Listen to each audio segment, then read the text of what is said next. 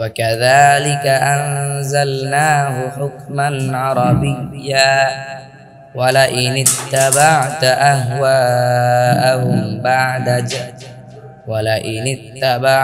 أهواءهم بعد ما جاءك من العلم ما لك من الله من ولي ولا واق ৩৭ সাল এভাবেই আমি কুরআনকে বিধানস্বরূপ আরবিতে নাজিল করেছি। তোমার নিকট জ্ঞান পৌঁছার পরও যদি তুমি তাদের খেয়াল খুশির অনুসরণ করো, তবে আল্লাহ ছাড়া তোমার কোন অভিভাবক ও রক্ষাকারী নেই।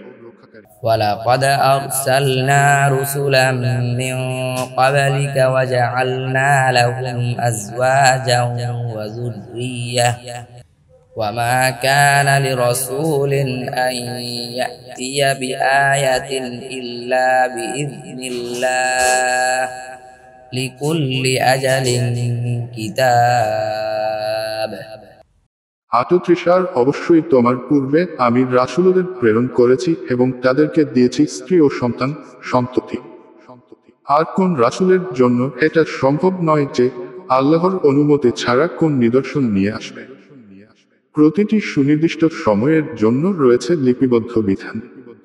يمحو الله ما يشاء ويثبت وعنده أم الكتاب ৩৯ আল্লাহ যা ইচ্ছা করেন মিটিয়ে দেন এবং যা ইচ্ছা করেন স্থির রাখেন, আর তার কাছেই রয়েছে মূল কিতাব।